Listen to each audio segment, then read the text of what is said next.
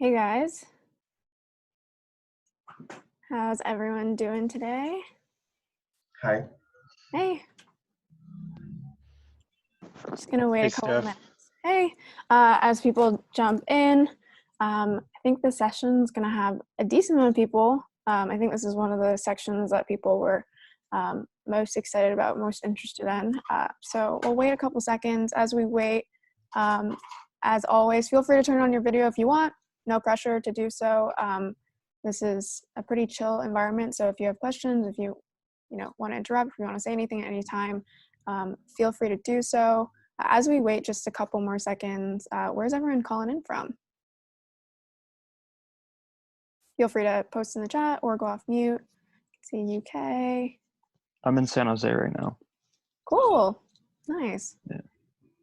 That I'm sounds in Italy. Italy, Toronto, hometown. That's my hometown. I'm normally in San Diego, but I'm actually in Vegas for the first time ever. Kind of strange time to be in Vegas, but see Peru, Utah. I was just in Utah last week. That's super cool. Really interesting place. I went to Zion, which was amazing. Austin, Texas. Cologne, cool. All right, well, I won't use up any more time. I'll jump right in. So this week we are talking about distribution. We're on chapter 3. I think, as I mentioned at the beginning, this is, I believe, one of the chapters that people at least bought the book for. I think a lot of people have publications. They want to grow their publications. And this chapter is all about doing that. And it's not just about necessarily the tactics on how to do that, although we will talk about some of those. It's also just about how to think about distribution. How does that change, from the beginning of when you launch a publication to later when you maybe are at scale, and how do you think about different types of channels, the mix of different types of channels that you may want to leverage and things like that. And so this one, I'm gonna go, because it's such a long chapter, this one and the SEO section are so long, I'm not gonna go through every single bit like I did in the previous 2 live sessions, and more just focus on a couple of the key things, and then we'll leave lots of time for Q&A, and then I'll also be able to do a couple more live demos of how I use some of these tools to actually find distribution techniques or look at competitors and things like that. So I'm going to share my screen and we can jump in. As I said, and as always, feel free to interrupt if you have any questions at any time. You can just go off mute or I'll be watching the chat too. All right, so like I said, chapter 3, distribution. So this was a kind of infographic that I created that takes most of the high-level concepts from the book and parses them into this kind of view of, how you might think about a written publication. And so in the first 2 chapters we talked, or really the first chapter we talked about this, right? How do you define your monopoly? How do you determine what you're going to write about, for who, etc. And now we're moving on to where, right? So let's imagine, whether it's true or not, you have a publication and you have content, it's out there. Now you want to actually get people to see that content. So we're going to be talking about the different types of traffic here. We're not going to talk about SEO very much because that's for next week, and I have a lot to say there. But we will talk about all the other types of traffic. We can also talk about the different types of traffic and how they relate to whether they really form bedrock, like a newsletter. We can talk about modals and how to actually form that bedrock. And then we won't talk about monetization this week either because that's chapter 5. So we're really going to be talking about this middle section. How do you get people to care about what you're actually creating? And the one thing I'll quickly say is I am in a hotel room, so if for some reason this cuts out or whatever, I'll hop back on ASAP, but hopefully that doesn't happen. All right, so in terms of building, a lot of people focus on the first part of what I would say 2 key pillars in building, especially a written publication, but this is true in terms of building all products, I would say. And the first part is creating, so creating the thing that you want people to care about. But then the second part, which people acknowledge, people know exists, but they tend to spend less time on, is actually getting your stuff in front of people. And this may sound obvious, but people sometimes think that if they create something wonderful, that it'll automatically get in front of people. Now, of course, if you create something amazing and shareable, it's more likely to be shared once it's out there. It's more likely, if you remember from one of the earlier chapters, we talked about that K factor. But regardless of the K factor, you still need to get it out there. So no matter how good your content is, if you don't invest in actually getting it in front of people, no one will see it. Again, this sounds obvious, but when people actually consider how much of the time that they have available to them they're spending on that first pillar versus the second pillar, what I often see, not always, but what I often see is something that looks more like this, right? Where you are spending a lot of time on creation, which is amazing. That's important. But then once you create it, you just, you maybe tweet about it once, maybe you post it on Hacker News, and then that's it, right? That's just an example, but something along those lines, right? Where you're like, well, if it's really great, people will respond to it. But what I think is a more beneficial response, if your goal is to really get your stuff seen, which I think is the case for many people, is something that looks more like the right-hand side, where you are spending a lot of time on creation. So you're not necessarily cutting down on the creation part of that equation, but you are opening up to invest more time in that distribution segment. And what's important here is, again, you're not cutting out the creation. So what you may have to do is actually just spend more time on each piece, right? Or each article, to make sure that you're getting the most out of creating something amazing and then also distributing it effectively. But that's okay. As we talked about in a prior section, it's much better to do fewer articles very well than just to kind of spray and pray, because of what we talked about before, that there's so much supply out there that it doesn't matter if you create 1,000 mediocre articles. What's actually better is creating 10 amazing articles. The same thing goes for distribution, where if you invest nothing or very little in distributing 100 articles, what actually would be better is really intentional, focused distribution for a couple of those articles. And the final thing I'll say on this is tied to this concept of supply. We have so much access to content out there, and for that reason, we don't need to look for content, right? We're not actively saying, I'm going to wake up this morning and go find the best article out there. What services us these days are these channels, right? Like Hacker News or Twitter or Facebook or Googling something. And for that reason, that's why you need to invest in getting on those channels and reaching those people, because the people that you want to read your stuff are not looking for it, right? Maybe in the case of SEO, they're searching for something in particular, but for most channels, they're not looking for you, and therefore you need to get in front of these people. All right, we'll talk about a couple other kind of, again, like high-level topics, and we'll get into questions and more specifics. But the other couple things that you want to keep in mind are that your efforts compound over time. So what I often see people do is that they'll kind of dilute their efforts across a bunch of different channels, right? So maybe they like every so often they tweet, every so often they post on Hacker News, every so often they'll, optimize something for SEO. And when you do that, you're not really building up any sort of foundation anywhere, right? And therefore what your efforts kind of look like, or if you imagine like channel 1, 2, and 3, in this case, where you're diluting your efforts and nothing ends up actually amounting to anything. And with any channel, maybe not something like Hacker News, but for most channels, there is kind of this foundational element where you can build up your followers over time or your SEO traffic over time. And there really is some sort of inflection point where your efforts amount to something, right? The first time you tweet, most likely, no matter who you are, no one's listening, right? So if you, instead of just spraying and praying and hoping that, if I try out 80 different channels, one of them will hit, you want to be a little more intentional and focus, at least to some degree, on specific channels, because this effort, if you can imagine these green blocks, build up over time, and then you kind of hit that inflection point and your efforts actually start to pay off. So your efforts compound. That's one thing that you want to keep in mind. And with that in mind, there is a balance between investing in one place completely and this concept of exploring and exploiting. This is a concept from computer science, but it's really important to understand that, if you're just starting out, or even if you're further along, you don't know what you don't know, right? You don't know which channels are necessarily going to hit. You can certainly make a hypothesis and hope that, certain channels will be more reflective of your audience. But what you want to keep in mind here is that, again, you don't know what you don't know. So you need to create basically a system for exploring and exploiting and finding these channels that are going to be more beneficial to you. And so this is an example that you don't necessarily need to follow exactly this process, but it's just more so the concept of, again, exploring things and then using that exploration in a thoughtful way to then identify what you want to exploit. So this is just a quick example where you start with, certain channels.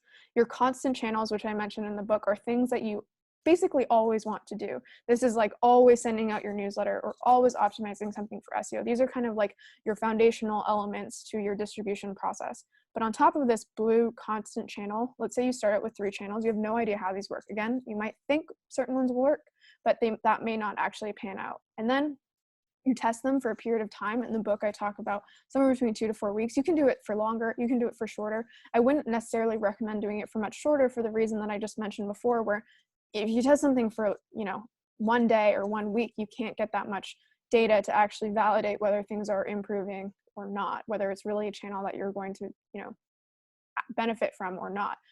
Once you have enough data, or you feel like you have signals where, like, people are starting to respond to me on this channel, or this really seems like my audience, then you can make a decision to either kind of discard the channel. If you say, this is really not working, I don't think these are actually my core audience, things like that, or I want to continue on this channel, and you can basically start to, again, exploit channels that are working and then retire channels, or first discard channels. But then the final thing I would mention here is that if something works for a certain period of time, that doesn't mean you need to invest in it forever. So I talk about this when I talk, which we'll go into in a second, but different types of channels may be better for you at different parts in your life cycle. If you're just starting, you're going to do things that don't scale, versus later on that will shift. So you can also retire channels if you just try something and then you realize, this really worked for me for the first 3 months, but now it's not actually that effective. And so that was kind of like the precursor to me talking about the different types of traffic. And again, these are, things that I made up per se, in the sense that, like, there's no textbook here that says there are exactly 6 types of traffic. And as I talk about in the book, certain types of channels actually span multiple of these buckets. But I'll quickly go through them in terms of how you might think about these types of traffic, and then we'll talk about this codes framework real quick. So the 6 types that I talk about in the book are: there's bedrock channels, viral channels, social channels, syndicate channels, targeted channels, and paid channels. And again, these kind of graphs are a little bit arbitrary in terms of me trying to convey a point. It won't always look like this. Bedrock channels are really important because they are channels that build up over time, right? Most of these don't build up in the same way, with the exception of sometimes syndicate can perform like a bedrock channel. But what's important here is, if you, let's say, have a goal of getting to 30,000 page views every single day, that's a very ambitious goal that, will probably take a couple years.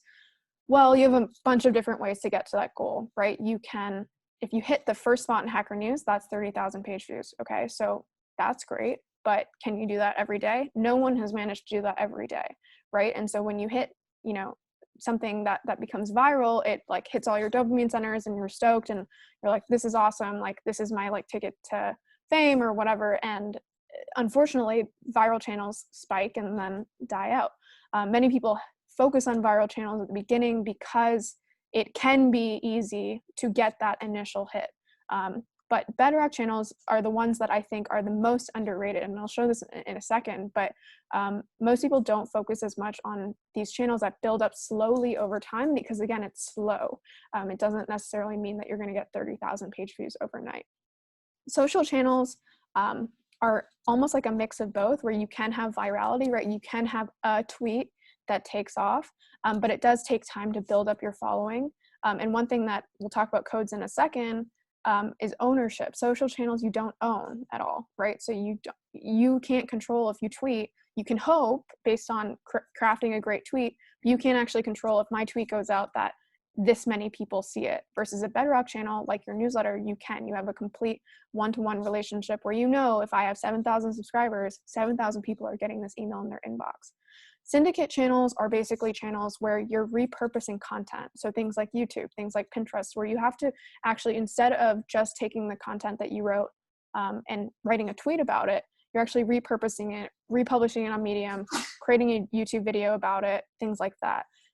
So syndicate channels, just due to some of their natures, things like YouTube being a search engine effectively, you can start to get some of the bedrock behavior as well.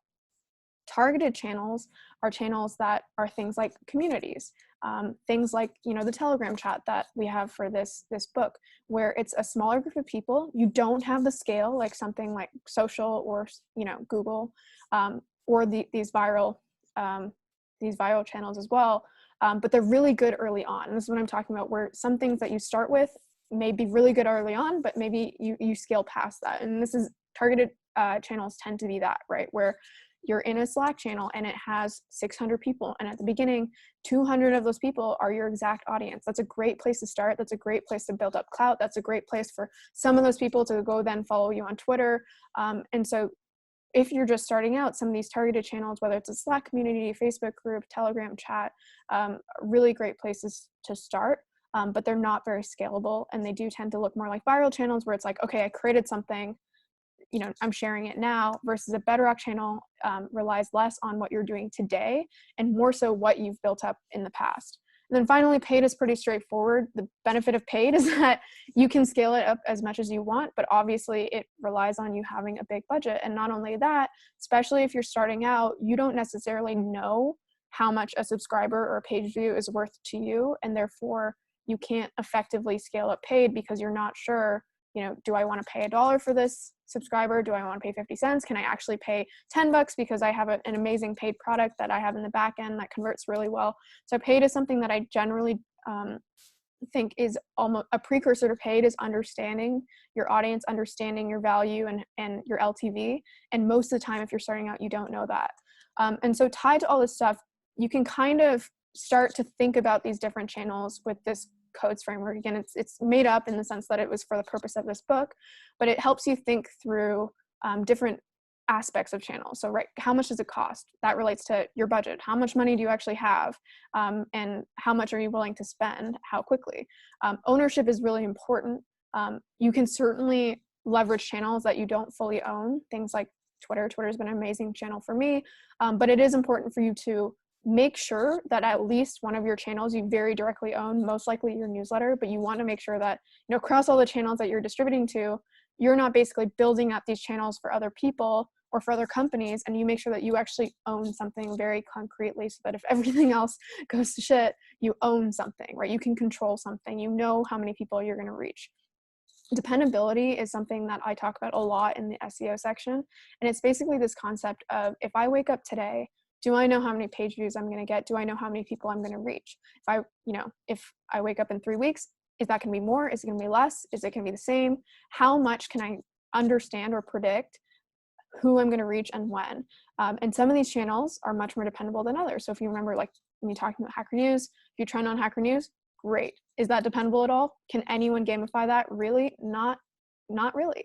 And so you want to make sure that across the channels that you're investing in, you, again, in addition to owning at least one, you have certain ones that are dependable, that are building up over time. Effort is something that I think people weigh too heavily, in the sense that they tend to kind of stray towards the easy channels, right? Again, like just posting on Hacker News or just writing, a 90-character tweet.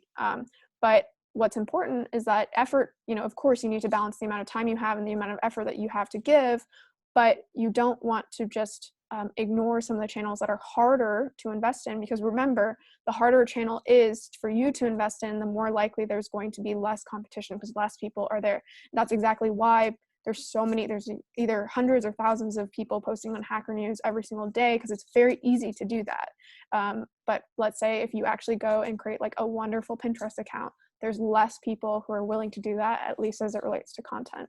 And then finally, scalability is something that, of course, you want to keep in mind, because you want, your size today to be smaller than what it is in 6 months, which should be smaller than what it is in a year or 2 years or 3 years. And so you want to make sure that, again, depending on where you are in your journey, you're selecting channels that are scalable, so that you can grow over time. So remember, targeted is really good at the beginning.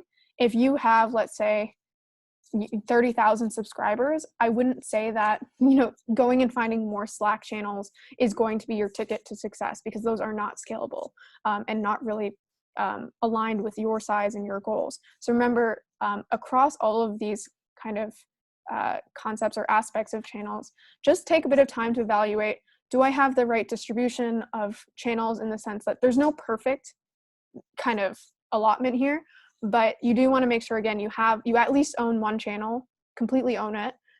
You have some sort of dependability where the efforts that you put in today actually compound and help you in the future. And you want to make sure that you're not focusing too much on effort and actually sometimes doing things that are more difficult, because that means that you can access certain things that other people can't. So this is just a way to think about it.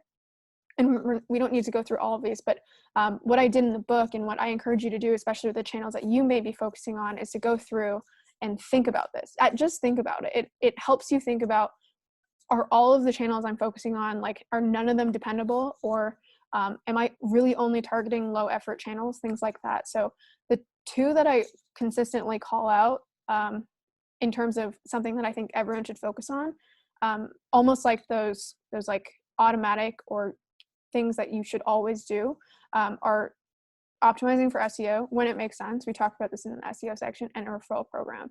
So the referral program is something that will help you build something that you directly own, right? And it's pretty scalable. It's not so scalable at the beginning, because if you have no subscribers, like, a referral program doesn't help you very much. But these, in terms of the spectrum of this codes framework, I think are really important and are almost like no-brainers across the spectrum of channels that you may consider. And the reason I'm pointing these two out in particular is because if you look at the bottom four, and I'll show you guys this on a future slide, most of the time when people go and think about what should I do to grow my publication, it looks more like the bottom four, right? It looks more like social channels, it looks more like viral channels, potentially paid channels like Facebook advertising. There's nothing wrong with these channels. I leverage many of these channels as well. But don't forget that there are certain channels like search engine optimization and having a really great referral program that are low cost, right? So if you don't have budget, that's really important, and highly dependable and pretty scalable over time. So the combination of those three can really help you both now and into the future. And one thing that, again, if I could say that one of these things is most important, it would maybe be ownership, but I would actually probably say dependability. Because again, if you want to grow over time, if you want to actually get to the size of something like NerdWallet, where they're getting many, many millions of page views every single month, you need a dependable bedrock approach where things build up over time and you're not dependent on some algorithm or some, viral platform to get you there.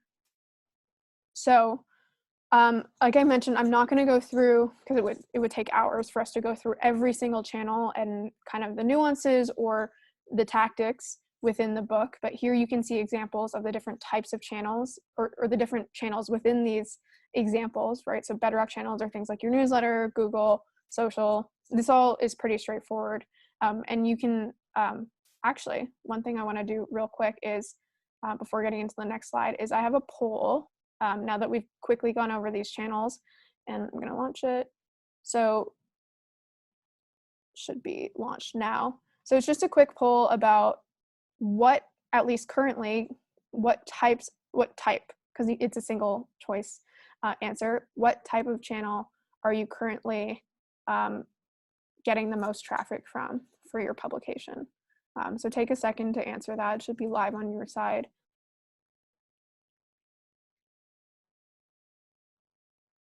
Can you guys, I don't think you guys can see the live voting, right? I have to show the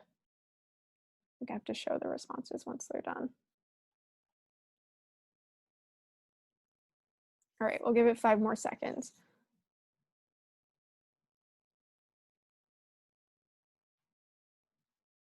All right, so just ended the poll and sharing the results. You guys, I think, can see it now. So you can see that this is what I pretty frequently see when I either talk to people who are trying to grow publications, or just in general when I hear people, talking amongst themselves about different tactics. Social is the most common platform that people think they can grow off of, which is completely reasonable. Again, I've benefited from social as well. Bedrock channels, most of the time, I'm assuming most of the people here who voted Bedrock, the 5 of you, are referring to your newsletter. I very rarely, especially amongst kind of like indie makers or curators or individual people building their brands, ever see them really focus on SEO properly at the beginning. Again, we'll leave that for next week, but that's something to keep in mind. Great to see some people growing off of targeted channels early on, finding those communities, finding those forums and things like that. And very few people here focusing on paid. But anyway, just wanted to show that, again, I think we tend to gravitate towards certain channels, and there's no right or there's no wrong here, but it is important to almost like reset your brain and be like, oh, there's other ways to grow here, right? And how do I get a good balance between different types of channels that bring me different types of things? So I'm gonna stop sharing this, and I think I can see some messages in the chat, so just give me a second. Let me just check if the questions relate to some of the slides I have. All right, I'm gonna just jump into, I have another section before questions, but let's just answer some of these questions first. So I can see Emmanuel's asking, if we write one article a week for a newsletter in the B2B space, can you walk me through how you would go about distribution for it if you're optimizing for email options? When you, either in the chat or you can go off mute, but what do you mean specifically in this case if you're optimizing for email options, like trying to grow subscribers, or just want to make sure? Yes. Yeah, okay. That's correct. Can you hear me, Steph? Yep, I can hear you. Yeah. It's my background is in the B2B space, writing financial journalism, writing for a very niche audience, bank workers and so on, bank compliance officers. Now, I'm interested in a newsletter for that particular audience, but the approach would be newsletters. So I'm trying to get an understanding of, if you're writing, you're trying to focus more on quality over quantity, how would you sort of go about, what the steps you would take in terms of getting people to opt in and sign up? How would you sort of, how would you go about it? Yeah. Sure. Yeah. So I think, B2B is a very tough space when it comes to not necessarily content, but particularly some of these social or viral channels that I think are much more accessible to independents. So just to like give a couple examples, I used to work at a company called TopTal, and I led their publications. That was, the things that we were writing about were also, or is a kind of B2B company. And so there are a couple of things to keep in mind here. When you're a company, especially if you're a B2B company, you can create social channels, but in general, people like following people. And if you go to like even major companies, most of the time the engagement on these social channels is very low, because people like engaging with people, not companies on these channels. Some companies have managed to do viral well when it comes to these, like the B2B space, but again, very few. I can show you one. Cloudflare does this pretty well. But in general, for B2B, the two channels that I see most significantly used are Bedrock channels, specifically SEO, finding very clear queries that your target customer at X company that you're trying to target, what are the things that they're searching? And I can give a couple examples next session, but also show you how you can do competitor research. So I'll make sure to bring this back up when we go through competitor research live in this session. And then also paid. So most companies who do B2B also focus very heavily on paid, not just in terms of paid direct acquisition, but in terms of their content. And so a really good example of a company that is, NerdWallet's it's B2C, but it's a similar concept where they're focusing on finance and somewhat acquiring users through their content. NerdWallet SEO is like 80% of their traffic, 85%. So if you're B2B, I would focus heavily on finding targeted queries that your target audience is searching, and focus on that. And I give a couple examples in the SEO section. Happy to answer more questions, but I'll refer back to this question when we go through the competitor research, because I think that'll be really important. That's fantastic, Steph. Thank you so much. Sure, no worries. Luca, can you give an example of a good referral program for a newsletter? What do you recommend that's set up for Ghost. Okay, so referral programs, there's a couple different ways to do it. Most of the independent newsletters that I've seen, especially if they're not at scale, use tools, because it is actually hard to manage the tracking. One of the tools that I've seen kind of rise up recently and be used pretty widely is Sparkloop. I have not used Sparkloop myself, but I've heard good things about it. That's an easy way for you to actually add a referral program to your newsletter without you having to do anything technically. Now, some newsletters like The Hustle, I work for The Hustle, Morning Brew, etc. They have their own tech that they've set up for their referral programs.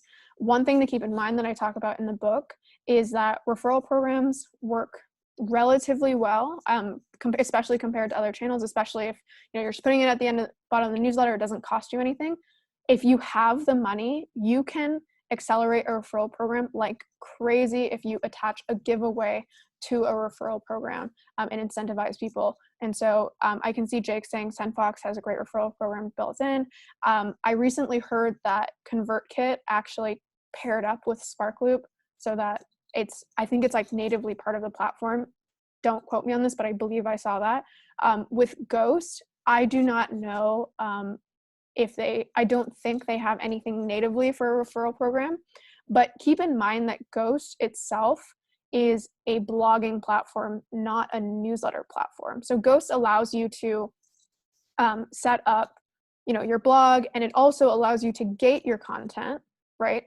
But what Ghost doesn't do, if you actually want to send a newsletter to people, you need to integrate with something like Mailgun if you want to do it within Ghost. And if you want to do it, what I do is I just have my newsletter outside of Ghost. I run it through MailChimp. You can use basically any ESP, as I mentioned last week, but you want to, you can just use something like Sparkloop within whatever ESP you choose. Ghost itself is a blogging platform, not an ESP. Yeah, so Sparkloop comes free with ConvertKit Creator Pro. Yep, that's how you spell it, Sparkloop. Michael is saying ConvertKit's worth it. Yeah, so I talked about this last week. I think most ESPs are fine. I have heard really good things about ConvertKit. I don't use them, so I can't necessarily validate that, but I've heard very good things about them. So I thought I heard someone else asking a question, but we have a lot more time for questions. I'm going to quickly move on to just this section. I think I have one or two more slides before I open it up more widely for questions. And so one thing to keep in mind, in addition to the things I said, are that A, at the beginning, what you do is going to be different from what you do later on. And B, you need to craft your own strategy, because every single publication or newsletter out there has a different strategy that works for them. And you use that explore, exploit tactic that I mentioned earlier, or framework earlier, to find these channels. So quickly, for starting off and doing things that don't scale, just to give a couple examples, these are huge newsletters: Morning Brew, Ryan Holiday's newsletter, and The Skim, and each of them started out with things that don't scale. I also included a link to Substack forum where they also asked, what did you do at the beginning to get your first subscribers? And everyone was like, oh, my Gmail contacts, friends, family, etc. Posting places that don't scale, and communities, things like that. So Morning Brew specifically would literally go to business school classes and be like, hey, we do this thing, you should subscribe. And what actually Morning Brew did is they handed around a clipboard, because they found that if they told people, hey, go to morningbrew.com and subscribe, people wouldn't do that. So they passed around a clipboard, said, write down your email, and they uploaded these emails, to whatever their ESP was. Ryan Holiday just asked his friends. And I remember Ryan Holiday in an article I read, he literally for the first, I think, year or so was just sending out the emails through Gmail, right? So not even using an ESP. And then the Skim would go around to campuses and gyms where people within their audience would hang out. And again, these things, Morning Brew doesn't, at least to my knowledge, does not go to business school classes anymore, at least not at scale. That's not what's really driving their subscribers. But to begin with, that's what they needed to do. They needed to find who their people were, the closest thing to that kind of 100 true fans that I was talking about in the first section. And they found them, and then they really, narrowed in on those people to get their first subscribers. So before talking about, actually one more thing is that I talk about this in the book, where if you're starting out, there's two things that I talked about. One of them is this concept of weak ties, which is from an amazing book called Give and Take by Adam Grant. It's this concept where in addition to your very, very, very close friends, don't be afraid to leverage what he calls your weak ties instead of your strong ties, because those weak ties, your strong ties know you very well and are probably very much like you, almost, probably complete replicas of you in terms of their interests, who they hang out with, the communities that they're in. Try to expand a bit past that to your weak ties, because they have even more connections and also more perspective outside of just your clique. And so don't be afraid to leverage your weak ties. Read the book if you want to learn more about this. And in particular, building in the open, this is something that has benefited me a lot. The best kind of analogy that I've heard of it is, people are more likely to help you. Let's say your car breaks down, to help you, push your car along if they see you pushing your car along versus you sitting on the side of the road waiting for someone to stop. So I think these are two things that have benefited me a lot. If you want to learn more about them, the book talks about them in more depth. But before talking about this bottom section, would love to know from anyone in the group, how did you guys get your first subscribers? Was it through friends, family, communities? Feel free to go off mute or message the chat if you want to share.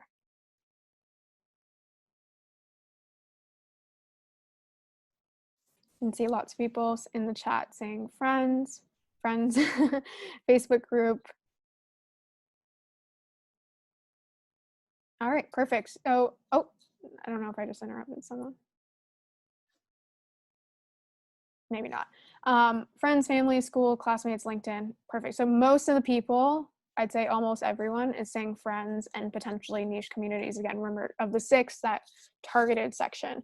So this is really important, where at the beginning, you focus on really getting to those as close as you can to that 100 true fans, finding them.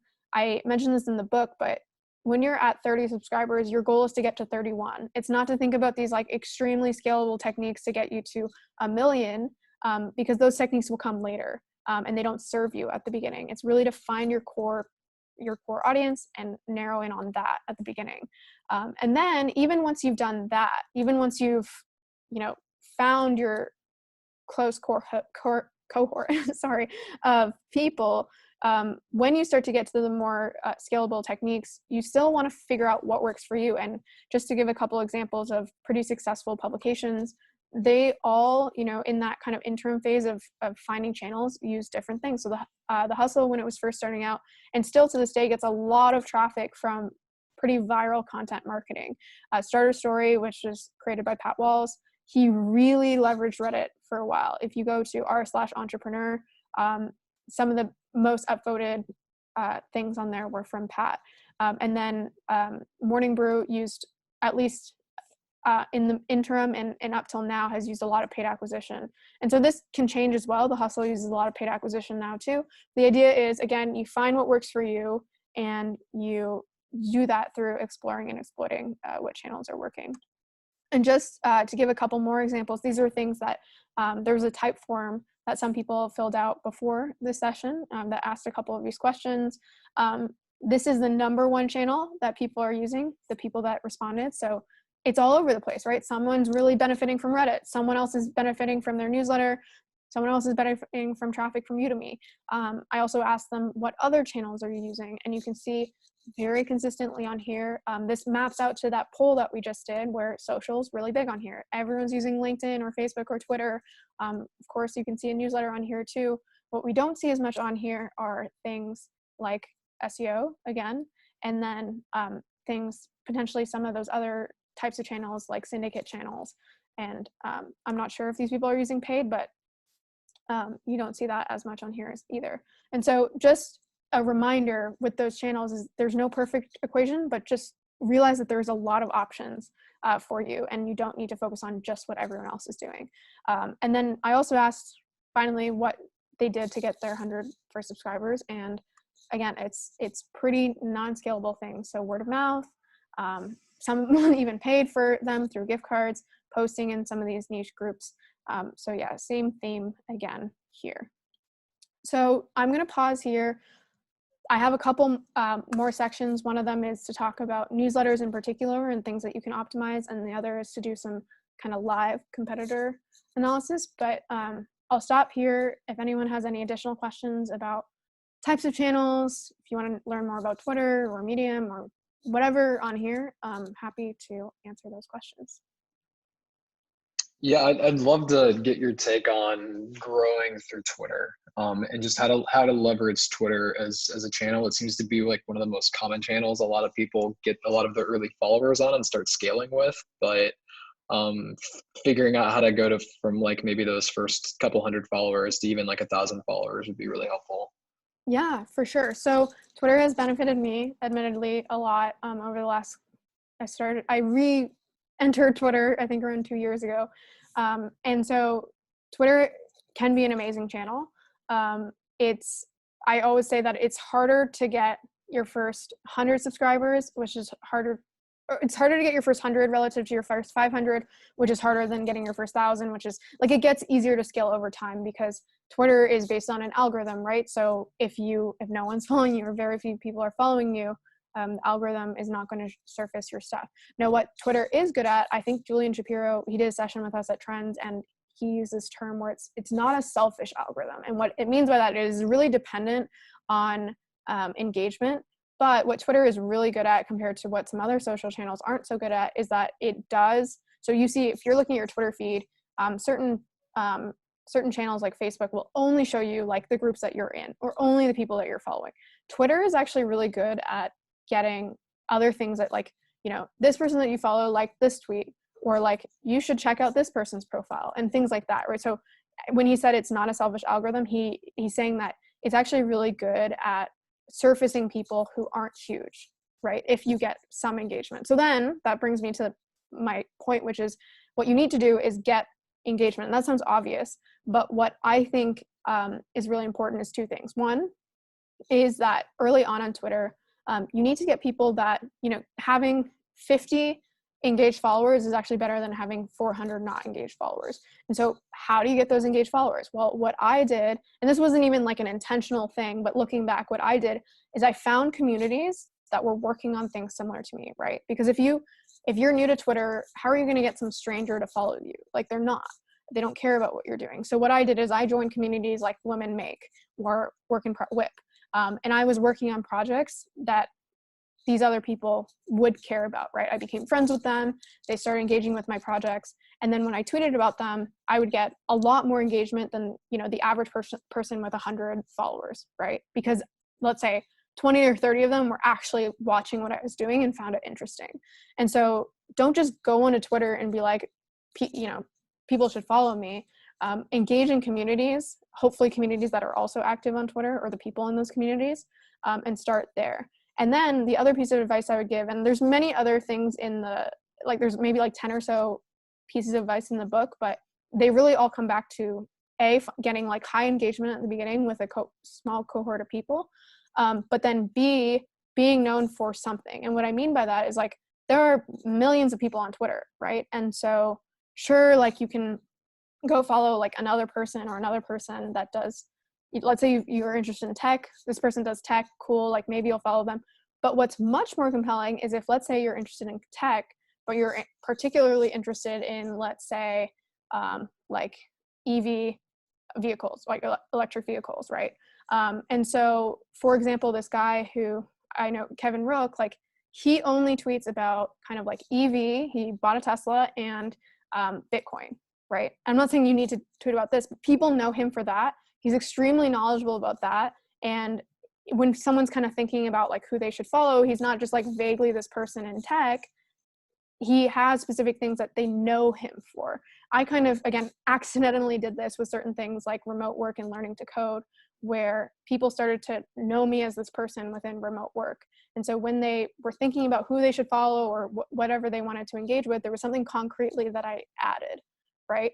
Versus what I see a mistake that people do with Twitter or channels in general is that they're just like super vaguely branded, right? They're just like some guy in tech or some guy in finance or some girl in whatever, right? And so you can talk about many different things, but have kind of like your cornerstones that people know you for.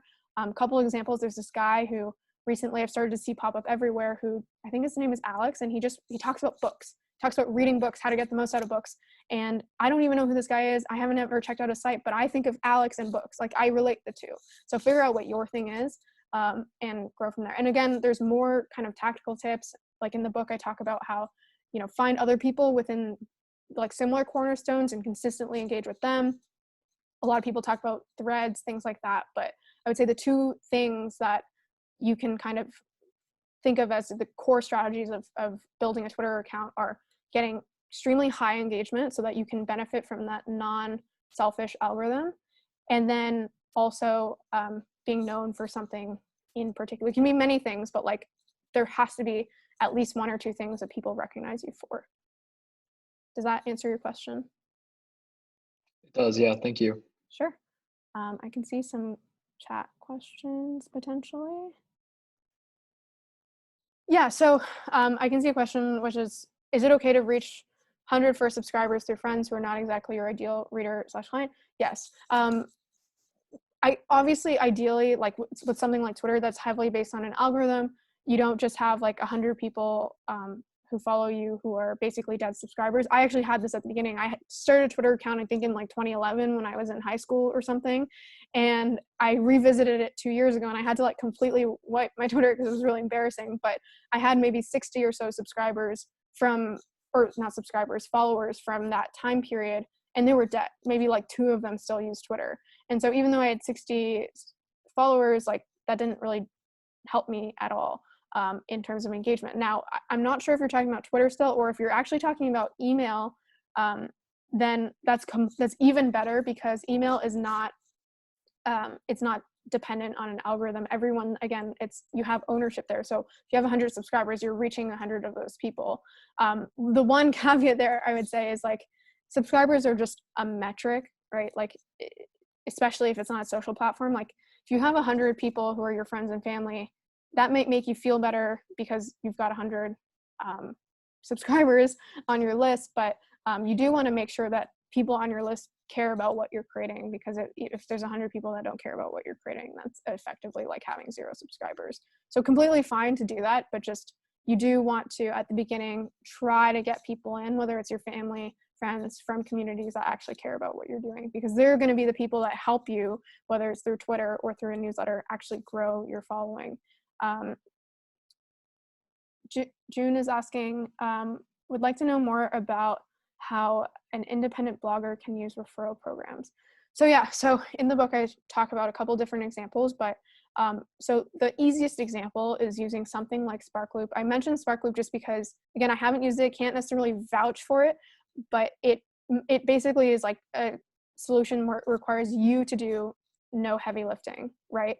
And what you do is, I think it's a certain amount per month, depending on the scale of your subscribers. And what a lot of people do is just at the bottom of the email, they just take their Sparkloop link and it just says like, did you like this email? Like, send it to a friend or something like that. Some people actually even skip the like tracking technology of a referral program and just put that at the bottom of the email. Like, were you forwarded this by a friend? Like, you can subscribe here.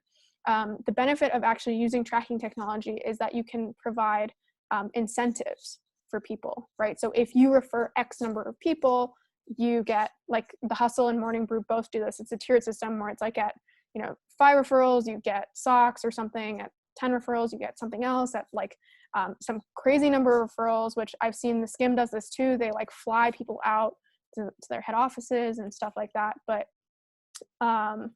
yeah, so basically what I would recommend at the beginning is, if you're small, your referral program isn't going to do that much for you because you've got a small subscriber base, but just get it in place, because it's something where you just, once it's in place, it's running for you, right? You don't need to like update it. Now later on, once you have a little bit more of a subscriber base, that's when you can start integrating things like giveaways, and they can either be that kind of like tiered system where they're consistently there for referrals, or what Morning Brew and The Hustle do very, very often right now. The Hustle, for example, is running a MacBook giveaway. Morning Brew does this all the time, where you basically say, during this period of time, anyone that you refer gets entered into this giveaway, and you also get entered. The Hustle actually did a Tesla giveaway a couple of months ago. And so what's really important to note about these paid giveaways, though, is that these companies that are doing them they're working very well for them, but they know what their LTV is. So the hustle knows we're willing to pay X to get this number of people in. And therefore they can say, oh, this was a profitable venture for us. If you don't know that, you may want to start with something smaller and just stick with kind of those like tiered giveaways or no giveaways. But that's how you can use the referral programs. And again, if you use something like Sparkloop, companies like the Hustle and Morning Brew have set up their own tech. But if you use something like Sparkloop, you don't need to set anything up. Yeah, so Daniel's asking, and yes, I couldn't remember the exact terminology, but he was talking about a greedy algorithm versus a not greedy algorithm. Question, what about if instead of a publication itself, you want to start selling a course and community around it, but you have no audience? Should you start a publication around it?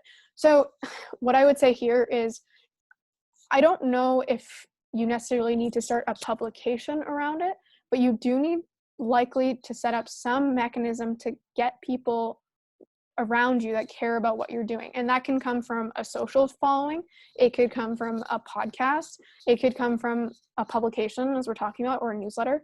But it's very, very hard, even if you create the most amazing course in the world, it's very hard to cold sell someone a course or a community, because how do they know that this is the right type of course that they want to be taking? How do they know that you're credible? How do they know that you would create a good community? And so there needs to be, if in marketing you talk about funnels, right? Like, how do you create a funnel, especially if something like a course can be pretty expensive? How do you create a funnel so that people actually want to approach the neural part of that funnel, which is a course at, like, let's say $500. And so it doesn't necessarily need to be through a publication, but you do, I think, need to create the top of your funnel. How do you get more people vaguely interested in what you're doing and then convert them? And the other thing I would mention here is the reason that you not only want to get them vaguely interested in what you're doing, you want to somehow, again, have some sort of capture, whether it's through a subscription or whether it's through someone subscribing to your RSS feed for your podcast or something, because it's also very hard to sell people immediately, right? And so if you have a publication or a newsletter, the benefit there is you can talk about your course every week, or every couple weeks, every month, whatever, can be subtly in whatever other value you're creating, versus if you just have a direct conversion ad, someone sees that ad once. Of course you can do things like retargeting, but the point is, if you actually create some sort of funnel, right, of people who are engaging with you consistently, you have more of an opportunity to sell them over time. And so that's what I would say. Again, it doesn't necessarily need to be a newsletter or a blog, but you do need to create some sort of funnel. And what I've seen is it tends to be easier to create a funnel through written content, because that's easier to distribute, versus things like audio, for example. There aren't great mechanisms. There's apps coming out and that have come out that have made audio more shareable, for example. But when's the last time you shared a podcast with someone? The functionality there to actually share that with someone is not as easy as forwarding someone an email, posting it on Twitter, retweeting it, things like that. And so to answer your question, 2 parts. The first is, yes, you need to create some sort of funnel. And if I were to say the one that I would recommend, which is not always, true, but the one that I've seen to work the best tends to be written content, because of the way the internet is structured to actually enable written content to be shared and surfaced more effectively than something like audio content. Hope that answers your question. Any other questions that I can answer before we move on? All right. If you think of any, we can get back to them. So one thing that I wanted to quickly talk about is a newsletter, right? So a lot of people who actually buy the book are probably running newsletters and may not even have kind of like a blog, or what you would call a blog, part of their publication.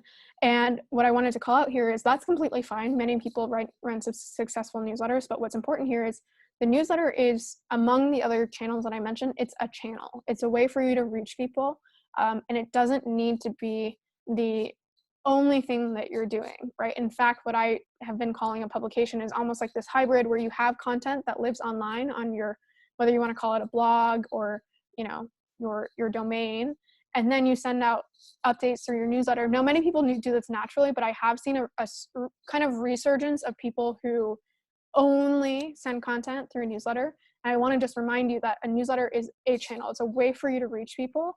It's certainly one that you should focus on because it has a lot of those really good aspects where it's low cost, lots of ownership, really scalable. but it is still just a channel. And in terms of things that you can do for this channel is, I mentioned some of them on the side. So the first thing is modals. So anyone coming to your site, you want to optimize, without being too spammy, but you want to optimize for actually capturing those people so that you own them is not the right term here, but so that you can actually engage with them in the future. And so you want to update your modals. I'll talk about that a little more in a second. You can also do things like once they're on your list, having a better welcome series that it's almost like as you start a friendship, it's like how checking in on them or saying, hey, do you want to hang out, or sending them a cool article of something that you bond over. We talked about referral programs, and then we also talked about giveaways. So there's many ways to kind of optimize or further your impact once you've captured someone. But the one thing I want to talk about in a little more depth here is this concept of modals. So whenever someone hits your site, you want to hopefully have, some percentage of them will convert. You want to hopefully have a good percentage of them converting to actually engage with you in the future. And so there's different types of modals. One of them is kind of like what I call a bounce modal. So an event triggered modal, if someone's leaving your site, if they've been on your site for a certain period of time, you definitely want one of these, even though it can be bad UX, but it's so prevalent across the web that at least if you do it in a thoughtful way where it's like on exit, for example, it's not that spammy. You also probably want to create a landing page that you can send to people. That's easy to access. So for example, if I remember, we talked about at the bottom of the email, you can say like, did someone refer this email to you? Click here to subscribe. Now, what you don't want to do is you send them to a very convoluted, page or blog post where it's hard for them to know where to subscribe. You want a very easy page where people can subscribe. You also probably want to make it easy for someone to subscribe if they want to, right? So you don't want to be spammy and force someone to subscribe or use dark patterns to force someone to subscribe, but you do want to make it as easy as possible if someone is on your site to actually do that if they're interested. So you want potentially a floating bar. So somewhere, this is really hard to see, but here, anywhere, if someone's on my page, there is a part in kind of the upper right where they can look to subscribe. I also put sections embedded within the articles so that people, if they're getting value mid-article, they're like, like this was actually really good. I'm like 2/3 through, I'm going to subscribe. They can stay on the article. They don't need to navigate anywhere. And I also, on my site at least, have a little widget on the bottom as well that allows people to easily subscribe.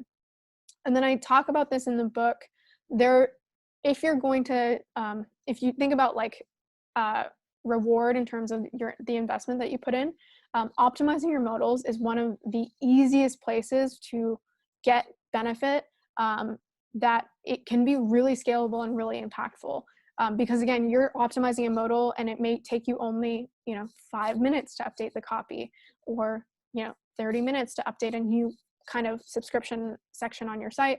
But especially as you scale up traffic, you can take something from, let's say, a 1% to a 2% conversion, which doesn't sound huge, but that's double, right? Everyone that comes in, you're bringing in double the amount of people. And that's a conversion rate change that is absolutely achievable. And so just to give a couple examples of where people tend to go wrong, or not necessarily wrong, but things that people maybe forget, or things that they can optimize are, well, there's 3 things. One of them is ensuring that your copy is value aligned.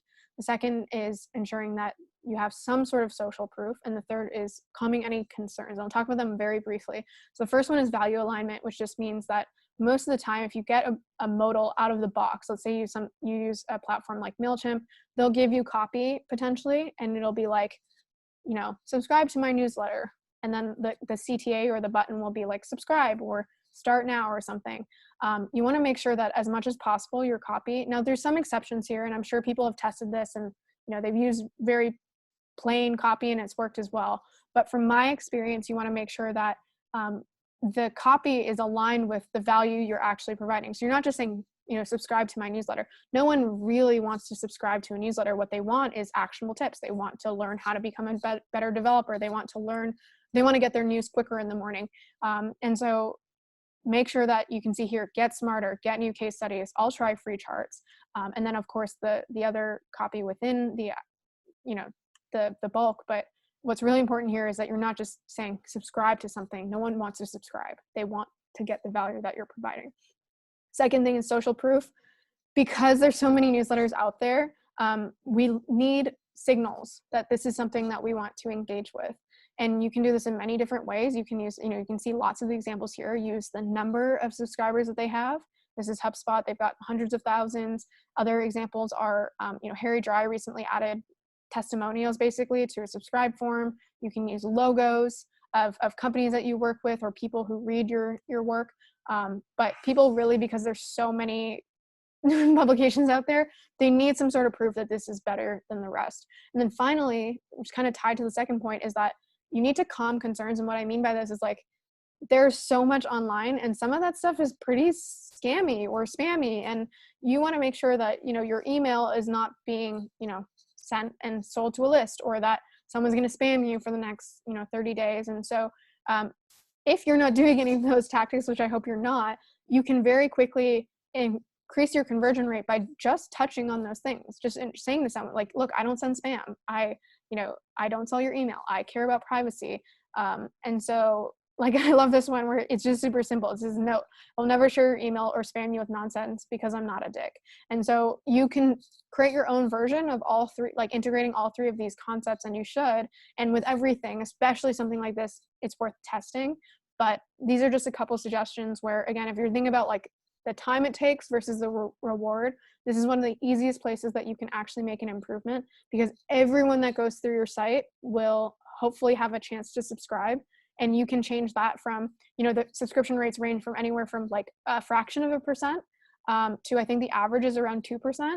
And then someone like Harry, who's taking a lot of time to test new things and optimize his subscription, his is like 7%. Of course, it depends on the content as well, but it's just something that I think everyone should take time to work on. Before moving on to a couple quick wins, any questions on this stuff about, I'll just go back, about newsletters and modals, anything regarding that? Okay, sounds like it was pretty clear. All right, so I'm almost done before going into the competitor stuff, but wanted to go through a couple quick wins. And I say quick because not all of these will make sense for everyone, but just people are always looking for, hey, like I want something actionable. I want something I can do quickly. So in addition to what I just mentioned about modals, these are a couple other things that you can implement on your site pretty quickly and can benefit you. So it's anything from adding a trust bar. So I have a trust bar. If you go to my site, it shows up on every article, and it features places that I've been featured. And then you can also incorporate testimonials, as you saw. Another thing that you can do is help people find your best stuff. And this is something people forget all the time, but they just go and publish, they send out their newsletter. Now, what if someone gets to your site for the first time? How do they see your best stuff, which makes them most likely to actually subscribe? How does a new subscriber see your best stuff so that they're most likely to continue engaging with you? Well, you can do, some examples are people, and in case you missed it, newsletters, and they send their best stuff. You can do that with a welcome series. I have certain things like best articles as like a section in my nav bar. There's many ways to do this, but you do want to increase the chances that someone gets value from you. You can do that by making sure that they have the most or the highest likelihood of encountering your best stuff. And generally, your best stuff based on how much is shared, how many page views it has, things like that. You can also, as tied to this, resurface or repurpose existing content. If you wrote a killer article a year ago or 2 years ago, reshare that. Don't just depend on your existing, your new content. Test headlines. This is one, this imagery one is one that I think has benefited me significantly, but even past me, I think a lot of really kind of prolific writers recently, where Visualize Value, Jack, the guy who runs that, his imagery is amazing. It's so recognizable. Anytime you see it on your timeline on something like Twitter, you tend to engage with it. There's other examples here. Harry's are pretty commonly or pretty recognizable as well, but this is something that's pretty easy. But again, remember when I talked about Twitter, it's what if you're just vaguely someone who's pretty good at things, it's hard for people to almost, as humans, we like to bucket things. And so the more you can be like, oh, it's Steph stuff, or it's Harry Dry stuff, the easier it is for people to want to engage with you. Similar to this, make it easy for people to share your stuff. So Harry does this well as well, where at the bottom of his emails, he says, not on all of them, but certain ones, hey, I spent a long time on this article, like would really appreciate it if you shared it. Similar to having modals in the right places, make sure that you have sharing icons in the right places. James Clear does this really well, where in his 321 newsletter, he actually tweets he sends quotes. So he tweets the quote before he sends the newsletter. And then within the newsletter, he has like a retweet this or tweet this button. And so that's amazing. That makes it so easy for someone who, maybe finds your stuff interesting, that doesn't want to write out a tweet themselves, to just retweet what you've already said. Similarly, you can quote your piece. So this is something that maybe you notice in the book that I actually wrote, but I also do this within my articles, where I have quotes, and I do that for a very specific reason. One, because I think it highlights some, certain information more effectively, but this is kind of hard to see. But basically, in my most popular article, it's the How to Be Great article, I have certain quotes. And if I actually look up that article, like the URL within Twitter, I can find dozens of examples of people sharing that article with a direct quote, one of those direct quotes that I selected. And it basically, again, it's kind of like helping someone with a mental leap, where they want to do something, they find something interesting, but if you add friction so that someone can't do it, they are less likely to do it. It sounds obvious, but the easier you make it for someone to share your stuff, the more likely they are to do that. You can also use certain tools, like there's one called F5 bots, which I'll show in a second, which helps you track when anything that you create is actually published anywhere online, and things like Reddit or Hacker News. And that's really great, because if you catch it early, because it does catch it surprisingly fast, you can engage there, right? You can get the conversation going. So that's a great option as well. Speaking to making things easier, I have never done this, but certain sites have started to use, if like Google logins or Facebook logins, instead of actually having to type in your email, because a lot of people use mobile these days, and it's actually it doesn't take that long, but people aren't that incentivized to want to type out their email and their name and stuff like that. So that can help. And then these final two are really just about get creative. Remember what I said about Morning Brew and the Skim, they were creative. They went and they, went to business school classes, they went to gyms. Morning Brew specifically would print out things on index cards and be like, if you want to get the answer to this, you got to subscribe to Morning Brew. So there's, endless ways that you can be kind of like a guerrilla marketer. You can put stickers places, but think about those things. The online world is not necessarily the only way that you can grow something, even though your publication is likely to be online. And then finally, be human. This is pretty straightforward, but CB Insights does this really well, where at the bottom of their email, they say I love you, and things like that, where we're humans. People, even if you run a company, people like following humans. People don't like following companies. And so be sure, even if you want to be professional or high quality, there's still a lot of room to be human. So I'm going to pause there. You can see Michael's question. So how do you build a retweet this button? So there's a couple tools. One of them is click to tweet, where you're actually if you have let me differentiate. So there's the option where you actually tweet something beforehand, and then you just link to that tweet, right? If someone clicks it, they get to your tweet and they can retweet it. I don't know if there's an option where just by clicking it, it's automatically retweeting it. But what I've found, and if you look at the bottom of my articles, I'll do the same thing that James Clear does, but it's with an extra step, just because of the way this makes sense, where I write the article. Once the article is published, I'll take that article, I'll post it on Twitter. And then once it's posted on Twitter, I'll take that tweet and I'll embed it at the bottom of my article.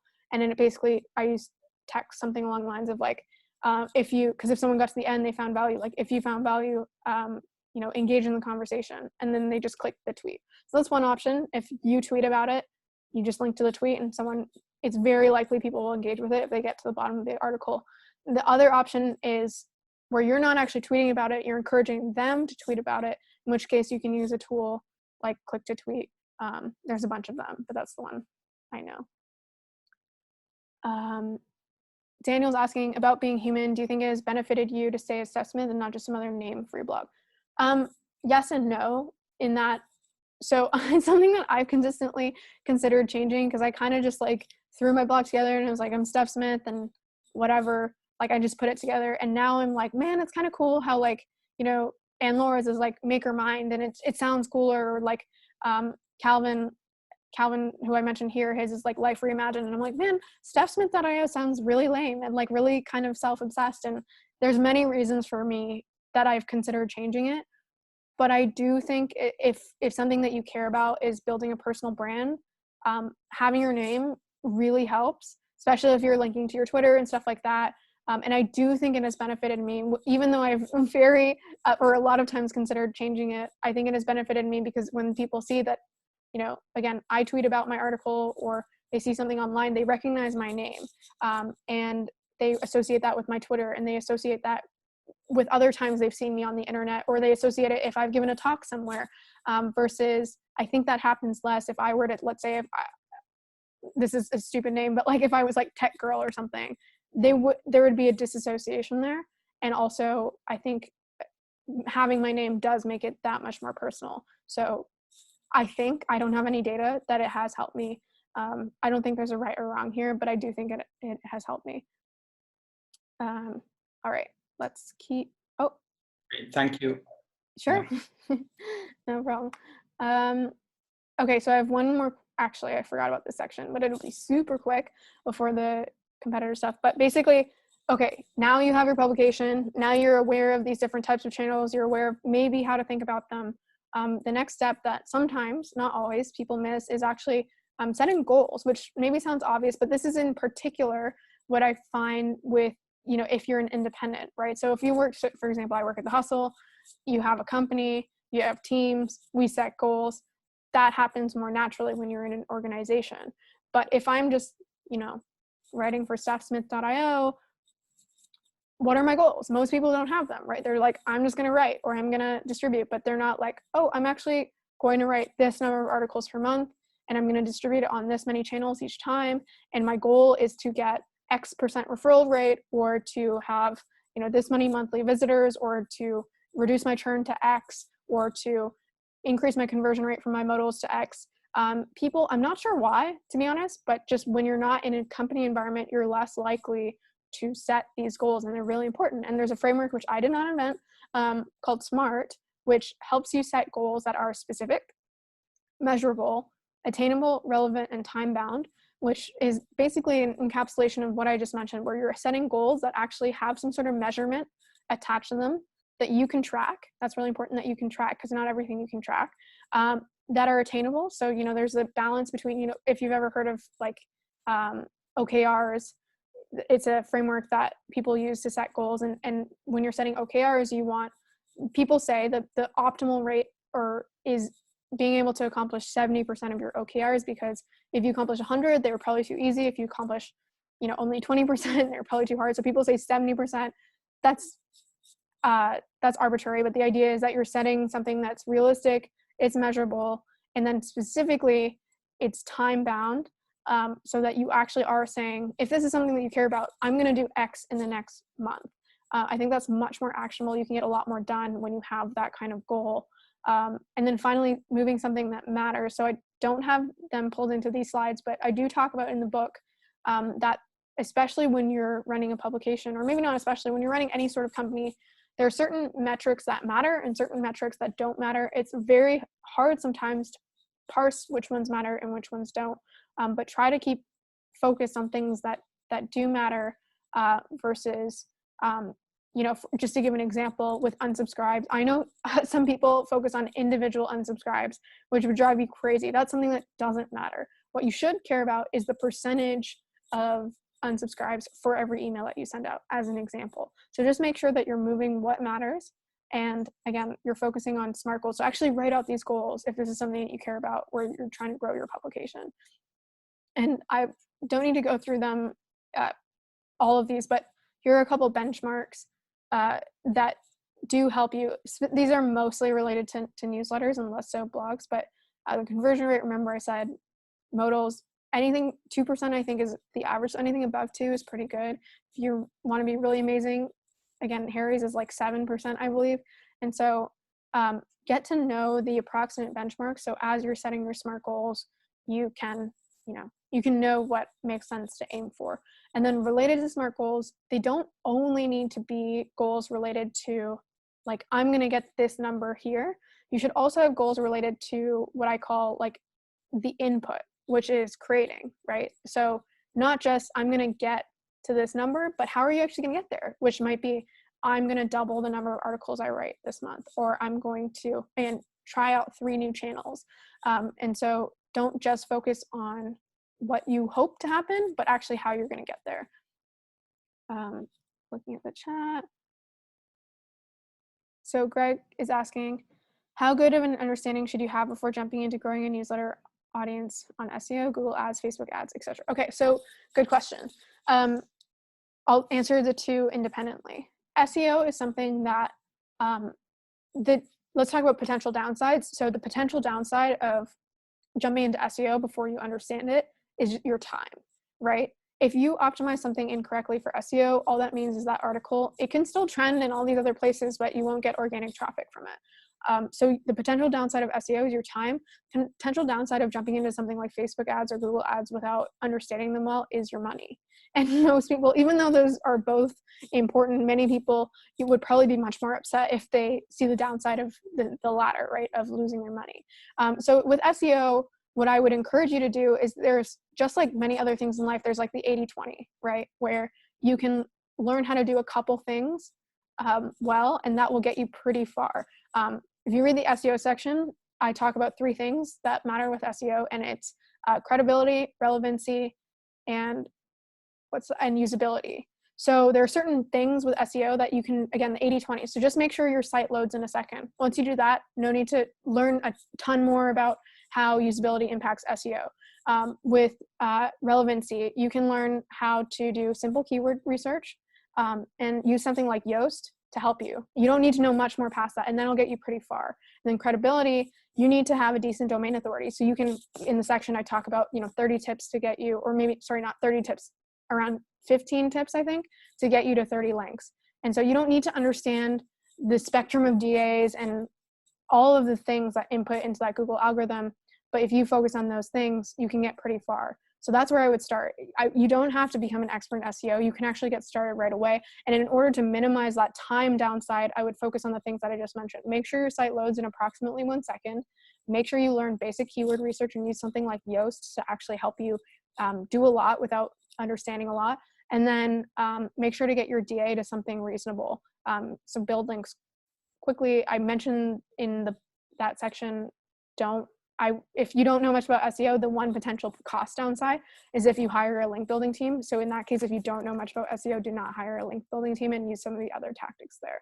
Now on the paid side, this is where you can actually, if you don't know how to run paid advertising well, you can lose a lot of money. So to limit the downside there is, I would say, first, as much as you can, learn what your LTV is, right? So how much am I willing to pay for a subscriber? And I know this based on how much I know I can monetize within my newsletter, or I know I have, again, this course in the back end that converts at X rate. And that means if I bring in this many subscribers and they convert at this rate, I can pay this much for a subscriber. But even then, even if you know your LTV, if you're just starting out with these ad types, first of all, I would start with Facebook ads versus Google ads, just because they're cheaper, right? So the CPC on a Google ad is way more expensive because it has a way higher intent. And now that's really good for companies that are B2B, because B2B companies need to target very specific things. But if you're just a newsletter, talking generally about tech or something like that, or finance, Google ads are probably going to be too expensive for you. So I would actually start with Facebook ads, and then even certain things like Twitter ads or Reddit ads or Quora ads can also be pretty cheap depending on how you run them. But start with Facebook ads because they're the easiest to understand relative to other channels. And then start with a small budget and experiment, and learn about Facebook as you're experimenting. And even if you don't know all of the different types of targeting on Facebook, if you're able to get subscribers in for under your LTV, that's great. And then you can start to learn more about Facebook over time. But definitely don't just go in and blow your budget right away. Start small, experiment until you hit something under your LTV.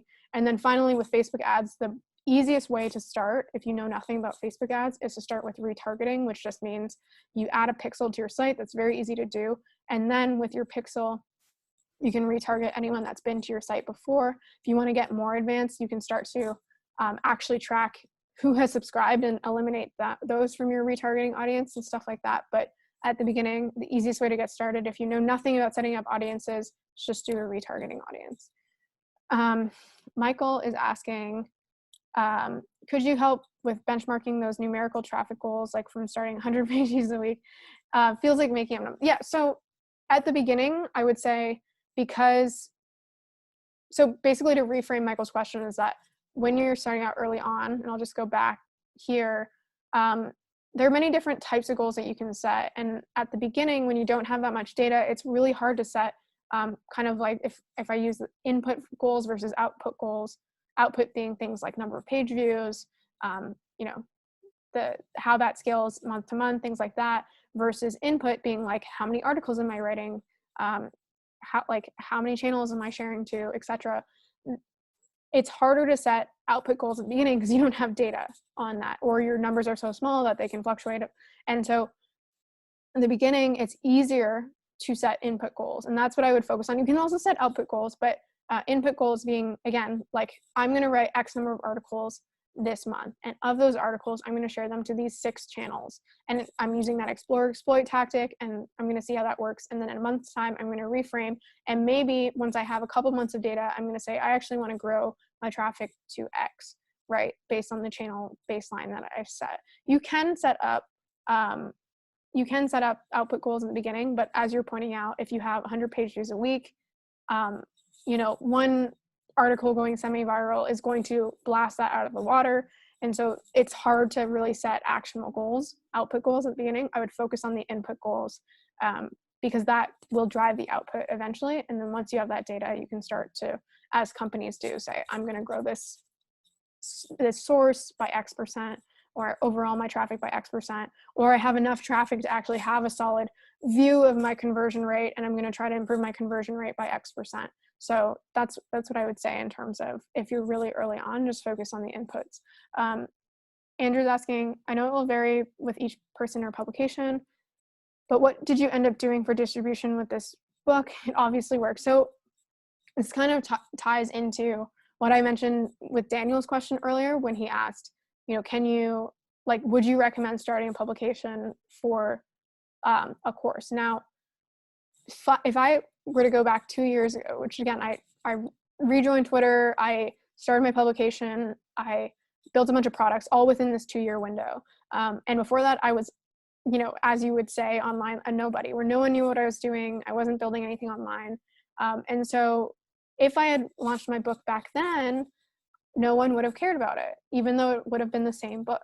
And so what I did over the last 2 years, and it doesn't necessarily need to take 2 years, but I built up this funnel of people that vaguely cared about me, whether it was through my job, through trends and people recognizing me through that group, whether it was through my Twitter following, whether it was through people who recognized me through the products that I launched on Product Hunt, or my own newsletter. And so I just started building this up, and it wasn't even as intentional as I think some people can do this, so they can do it better than me, but just slowly building up people that would care about this thing. And then eventually, I know this is a little bit of an unhelpful answer, because I'm basically saying that you can't just launch something and have this like amazing distribution strategy work from zero, but that's what you need to do. You need to build up this funnel. And then for me, once I had built up that funnel, I can tell you a couple, you know, again, tactics that helped with it, which are that I pre-sold, right? So the benefit of pre-selling is that you can build up hype before you actually launch something. And then what that effectively does is it gives you multiple launches, right? You have the launch of your pre-sale, you have the launch of your actual item, and then maybe you have future iterations, right? Or future features that you add. So it adds at least one launch for you. Another thing I did was the pricing strategy that a lot of people have found interesting, which was I started at $10, and then I basically at every 30 sales up until $30 increased it by $5. And so that accelerated. It's kind of like this fear of missing out tactic or scarcity tactic, where people bought it, I think, more quickly than, you know, they would have had that pricing strategy not been there. I also, of course, use my following, like my Twitter following, for example. I also posted in the trends group.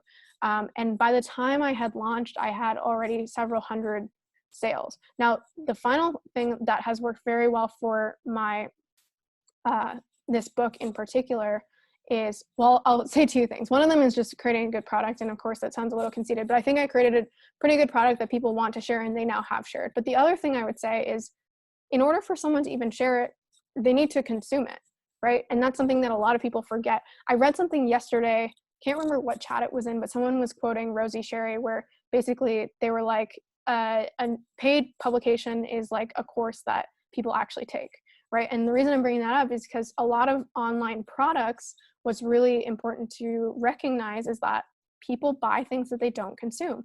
Well, if I sold, let's say, I think I had sold maybe like 300 or 400 pre-sales before I had launched. Well, if 90% of those people didn't actually read the book, I wouldn't really get much kind of shareability or virality, which I ended up getting. Now, what did I do to actually try to encourage that? Well, I structured the book so that it's, and I said this, you guys, hopefully if you read the book, the first page was dedicated to saying, please read this thing, and here's how you should read this thing, right? So read it like a textbook, not like a novel. So that's the first thing. That was very intentional. The second thing was creating these live sessions. Now, I did this not just because I wanted to have more people buy it and share it, but because I really cared about people actually getting value from this thing, because it just would feel pretty pointless if I created this thing and even if people bought it, no one actually read it. And so what I did is created these live sessions because I recognize people don't really read stuff when they buy it, especially long books like this. So, even if you don't read it, let me walk you through this. And what was interesting is I thought initially these live sessions would be basically more of like a Q&A or more of like interacting with each other. But I did a poll at the beginning of hundreds of people, and I think around 100 people responded, and I said, what do you want most out of these? And a majority, something like 80%, said, I just want I want you to teach me, which is why these have been more structured, less around like community engagement, or we do a lot of Q&A, but it was mostly like, I don't have time to go through this. I want the live sessions for that reason. And so anyway, this was all really intentional for the purpose of because I wanted people to engage with it. But in order for people to share your stuff, they need to get value from your stuff. And that sounds obvious, but there was a lot of intentionality built into getting people to engage with the product and actually utilize it so that they could recognize the value. And then that has kind of created a flywheel of people going and sharing it, people wanting to be affiliates, people reviewing it, etc. None of those things would happen if even I had sold those like 300-400 pre-sales if no one had actually engaged in it. So yeah, I hope that answers your question, Andrew, but those are some of the tactics that I used for this book. But I would caveat that with the original thing I said, that this book was built off of, I think, around 2 years of me building products, writing online, working for The Hustle, things like that, which created my funnel. If I didn't have that funnel, all of this other stuff would have been kind of moot. Dean is asking, dumb question, but not dumb question. What is adding a pixel to your site? So pixel is basically like a cookie. It's a piece of code that Facebook gives you once you set up an advertising account, and it basically tracks anyone going to your site. So then whenever someone comes to your site, it's adding a pixel. I didn't know this for years. By the way, when people say a pixel, they're literally talking about a pixel. It's the same thing for email tracking, where somewhere in your email, they're adding a pixel, like a computer screen pixel that is a tracking code somewhere in your email. You can't see it because it's just a pixel, but that is tracking anyone that is engaging with whatever, like they opened your email, or they, in the case of Facebook, they went to your site, and therefore anyone that goes to your site is basically registered within the Facebook pixel, and then they can track, like, okay, when that person is on Facebook or when that person is on Google or whatever, they can show them certain ads because they know that they've been to your site. And so that's it. Without going too deeply into like the mechanics of it, basically adding a pixel to your site is taking code that Facebook gives you, adding it to your site, so then it's registering when people actually visit it, and then you're able to use that information within the Facebook advertising platform to create retargeting audiences. Tam is asking question, how do you set time to write every day? Everyone has different writing habits, or even just work-life habits. And so what I would say is, I talked about this a little bit in the last session, if you're starting out and you haven't built any sort of writing habit or any sort of like need or want to write, where you're actually like you want to go do the thing, you can just be pretty like autocratic about it, where Andrew Chen, I talk about this in the book, where he didn't want to write for a long time, but he knew it was important. He wanted to become a writer. So every Sunday he would sit down with a blank piece of paper and write, and force himself to write. There's also, I'm going to blank on the book, but there is a book that talks about this, and it talks about something called your morning pages, where you basically write just whatever. You sit down with a blank piece of paper every morning and you just write, and it doesn't matter if it's gibberish or it makes no sense, and there's no agenda to writing with these morning pages, but you're doing it to get into the habit of writing. And so I would say, especially if you're starting out, just set aside time and make it a habit. I think a lot of us kind of want to think that writing will, like, one day we'll wake up and everything will be easy, and all these people that write a lot or are prolific writers just love writing and they're cut from a different cloth, and that's not the case. Even I know Anne-Laure, who I'm amazed by her, like, her work ethic and the amount of articles that she puts out among the other things that she does. But you know what she does? She sets, I think it's like a 2-hour block every morning to write an article, or at least she did this when I think she was writing like an article a day for a long time. She set a 2-hour block and just said, this is the time on the calendar where I'm going to do this. And so again, I think we like to believe that eventually things will be really easy, and there's some magic potion for us to like become great prolific writers, and really it's just setting aside time to actually make it happen. So I'm sorry I don't have a better answer for you, but that's kind of how I've managed to do it, just setting aside time. That's, I think, how other people have done it as well. Daniel's saying the only thing I dislike about paid online publications like Trends is that they never end. You never feel like you've learned enough, whereas a course has a tangible objective. This feels more like a course.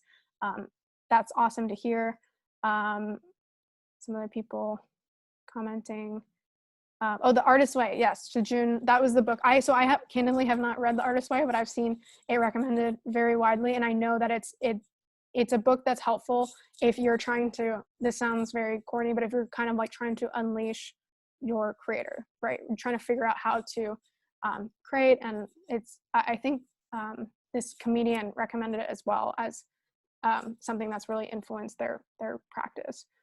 Journaling helps get the flow. Yeah, so again, just practicing, like getting closer to doing the act of writing as often as possible. Daniel's asking, does taking notes and summaries help? I take too many notes, but never start from blank. So I think creating and note-taking are very different. And I don't know this because I'm not a neurologist or whatever, but I think they probably also access different parts of your brain, in that when you're taking notes, you're digesting information, and it's more of a kind of like, how do I put this? Like, when you're creating something, it's a very artistic thing, even though it doesn't feel that way sometimes. You're creating something new, or at least you're combining things that you know into something that is hopefully novel.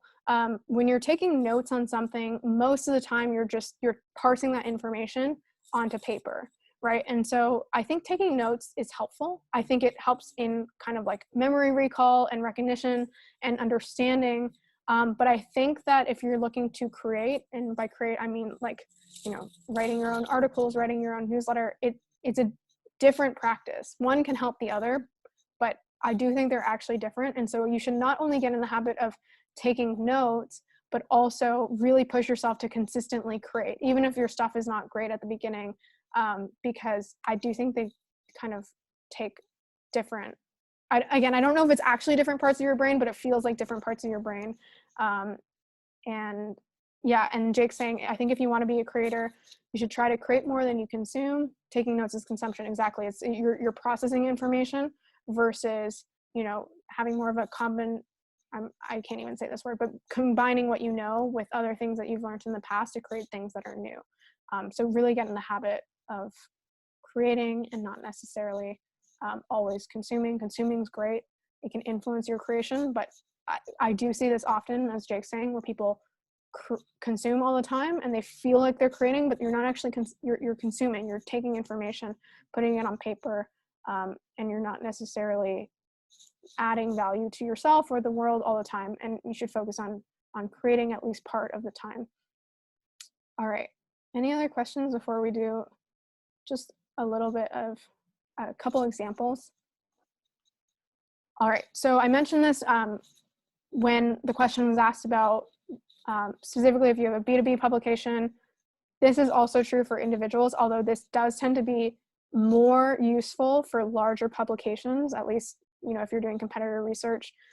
And it's because some of these tools only have data for publications that are spending money or of a certain size. But anyway, I think these are still very useful, where even if you're a smaller publication, you can look to larger publications that you maybe want to embody or to be like one day when you're at scale. And so here are a couple different tools that you can use. So the first one is an example that I mentioned earlier. It's called F5Bot. There's other tools that do very similar things. This is just the one I use. This tool helps you track mentions online across Hacker News, Reddit, and I think a couple other places. The other thing that you can do is look to see where these sites are, or how these sites have performed on something like Hacker News in the past. I'll show examples of all of these in a second. SimilarWeb is a great way to see where a site's traffic is coming from, their overall traffic. Ghostery, I'm going to skip to number 4. Ghostery is a plugin that you can use to actually see what, basically, remember we were talking about pixels or cookies, what scripts are running on a particular site, and that can help you understand what types of growth mechanisms they might be deploying. And then finally, if you are interested in paid, you can use something called Moat to see competitors' display ads, or Facebook ad library to see their ads. And this is not just useful, or it's not only useful if you're doing paid, but the great thing about this, and this is something that I've done in previous jobs, is you can go to a competitor's site and just go through their Moat or their Facebook ad library for inspiration. And what I mean by that is, what kind of ad copy are they using? What kind of problems are they speaking to for their customers? And you can get a lot of ideas pretty quickly by looking at these sites. So I'm gonna exit this. We can have additional questions at the end, but I'm going to give a couple examples. And if you guys want me to look at any particular sites, drop them in the chat. I asked this in the type form, but no one really indicated any sites for me to jump into. So add them in the chat if there are things that you want me to look through. But here's a couple of things if you're starting out, right? If you're, let's say, I'm going to use like a finance or business newsletter to start with. Because these are some of the examples. So if I'm a finance or business newsletter, here's how I would go about, or some of the things that I would do at the beginning to see whether this is, or to see what channels I should leverage. So the first thing, not necessarily in this order, is there's a couple tools that I mentioned in the book that help you find those niche communities to start with. Remember, targeted communities, not necessarily scalable, but to start out with, really, really good for finding your core audience. So you can use tools like Slowfile.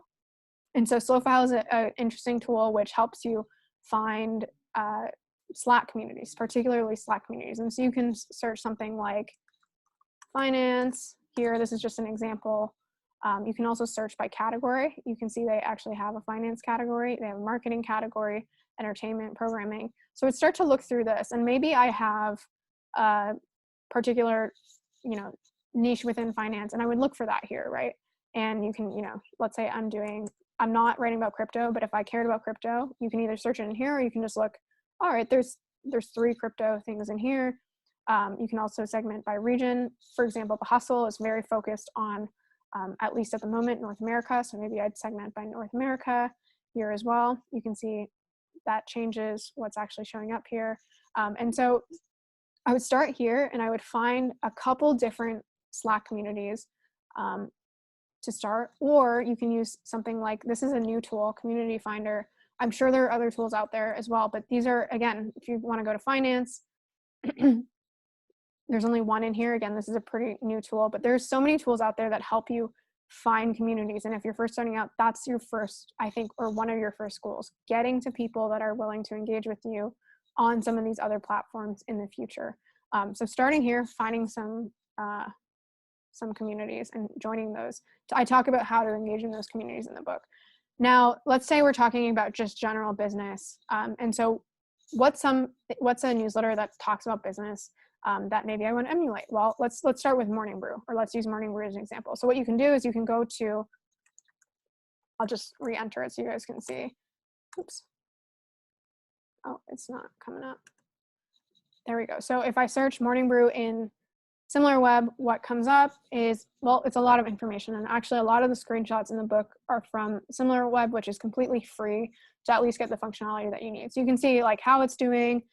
You can see again what category it's in. So you can open this up and you can see category rank, and you can actually see if I care about finance, okay, Morning Brew is in the finance category. What else is in the finance category? And you can see, I think if you want to see the full list, it's paid, but you can see a lot here. And this is a great place for me to, just start looking at what types of publications I might want to emulate. And you can see here, another one that I'm going to go over briefly is NerdWallet. And I've talked about that in the book. And so this is a great place to start to see what are the types of publications that I might want to emulate. Now, in addition to that, you can start to see their traffic. You can see like what countries they get their traffic from. This is a really useful view for any of the publications where you can start to see what sources actually generate their traffic. So you can see for Morning Brew in particular, they actually don't get much traffic from SEO. That's what search is here. Most of it's direct, some of it's referrals, some of it's social. So it kind of gives you a sense of how these sites are doing. Now, on the other hand, if I just actually show you quickly NerdWallet that I mentioned earlier, which is, once this loads, like I mentioned, 85% of their traffic is search. So you can see, as I mentioned earlier, different strokes for different folks, right? Like certain newsletters or certain publications have different distribution strategies, and you can see like no referrals here. Now let's keep going in terms of other things that you can learn here. So in terms of referrals, so Morning Brew has referrals. Other interesting things that you can see. You can start to see what sites are actually driving traffic to them, and also what sites they're driving traffic to. But this is more valuable, right? Because if you want to get traffic, you want to know, oh, if I want to be like Morning Brew, what are the different types of sites that may be driving traffic? You can even reach out to these sites. You can try to build partnerships with these sites. You can try to figure out what traffic is actually, or like what articles this is directing to. I believe this is a paid feature. Yes, so there's only a certain amount you can do. If you are willing to pay for SimilarWeb, you can get even more.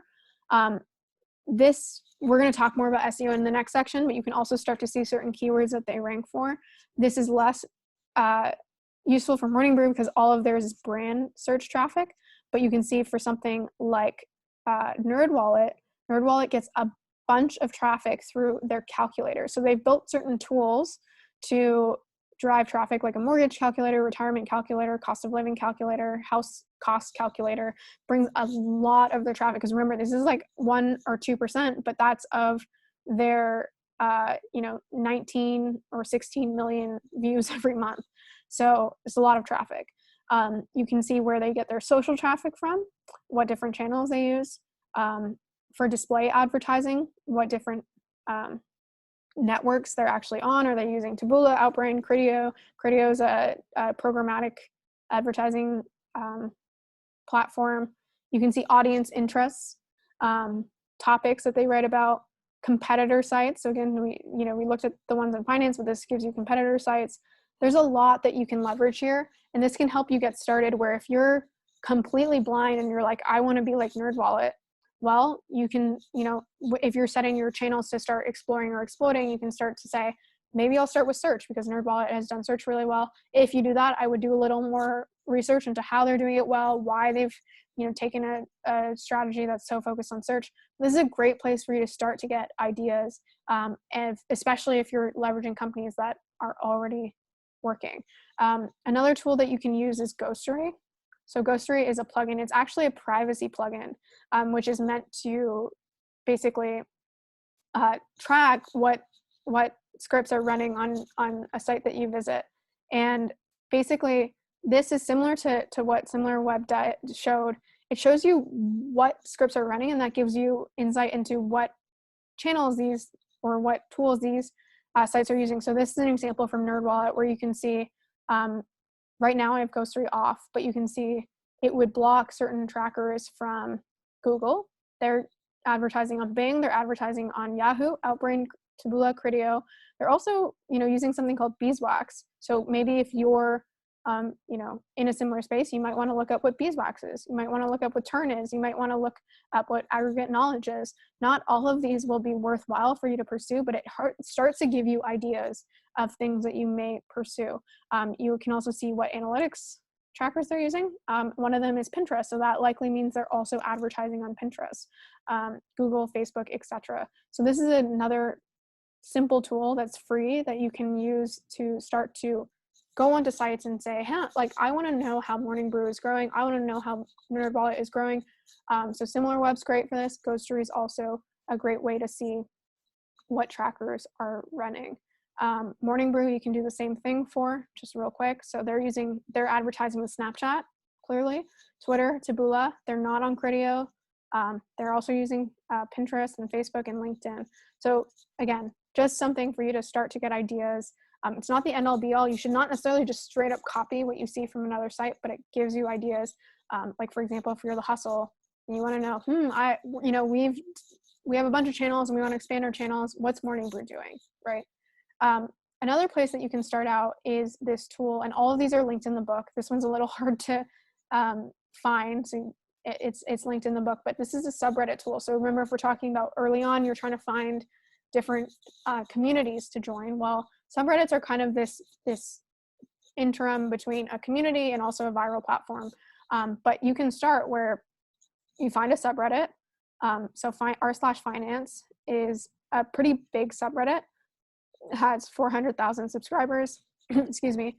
And you can start here and enter into this tool, and you can see what the almost like niche communities or other nodes related to this are. And this one's not as interesting as some of the others, but I can show you some more interesting ones. But this is also something that can help you if you're trying to understand your audience or think of topics to write about.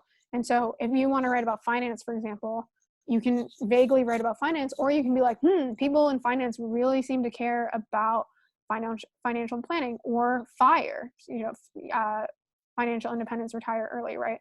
And so you can, double click, for example, if I look at FIRE, what it does is it recalculates this. And if I wanted to talk specifically about FIRE, or let's just do financial independence here, and there are blogs dedicated to just this, you can see, wow, financial independence is actually, that subreddit is bigger than r/finance. You can see how many people are online, what, the most popular or recent hot, I guess, topics are, controversial, rising, whatever. You can see that all in here. But more specifically, what I think is the best part about this tool is this view where I can see someone who cares about financial independence. You can see a bunch of stuff about FIRE.